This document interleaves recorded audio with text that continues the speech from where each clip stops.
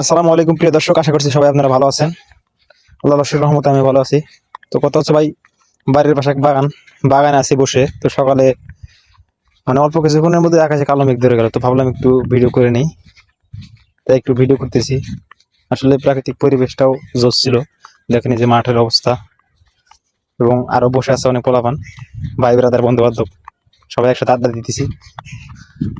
কাজ নাই, বেসিক্যালি কাজ নাই। আর এই যে বাগানটার পরিবেশটাও অসম্ভব সুন্দর, এবং আকাশটাও কালো মেঘে এসে গেছে। আসলে রোদ জল দিন থেকে আপনার মেঘ দিনগুলো আসলে ভালো লাগে অনেক, চারপাশে অন্ধকার থাকে, মনের ভিতরে আনন্দ লাগে। এক যে বাড়ির সাথে দক্ষিণ পাশের এক বাড়িতে আসছে, যে আপনার নতুন ঘর দিবে, দেন সেখানে আসছে কাঠ মিস্ত্রি, তারাও সুখী শান্তিতে কাজ করতেছে ভালোভাবে, মনের আনন্দে। কারণ দিন ঠান্ডা, রোদ নাই। অন্য অন্য দিন থেকে তো অনেক রোদ থাকে, আজকে তো রোদ নাই, কারণ মেঘের দিন। আর মাঠগুলো ফাঁকা, দেখেন সবুজ মাঠ চতুর্দিকে, কোনো ধান নেই। কারণ বর্তমান জ্যৈষ্ঠ মাসের প্রায় অর্ধেক অর্ধেক জ্যৈষ্ঠ মাসের, এখানে মাঠে ধানও নাই, ফাঁকা মাঠ, এদিকে শুধু গাছ আর গাছ। বাগানের পরিবেশটা তখন আসলে অসম্ভব সুন্দর ছিল, যে বলার মতো না।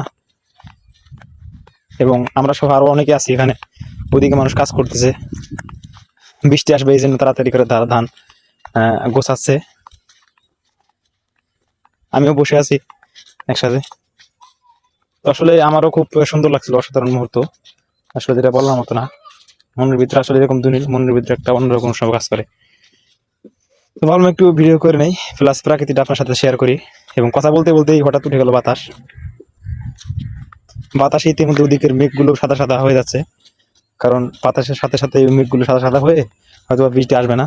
প্রাকৃতিক পরিবেশটা কিন্তু ঝাক্কা ছিল, অসম্ভব সুন্দর, যেটা বলার মতো না।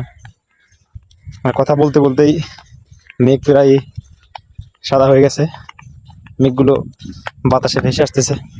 তো শেষমেশ আর বৃষ্টি আসলোই না। তো আপনারা সবাই ভালো থাকবেন, সুস্থ থাকবেন। টাটা, বাই বাই, আল্লাহ হাফেজ।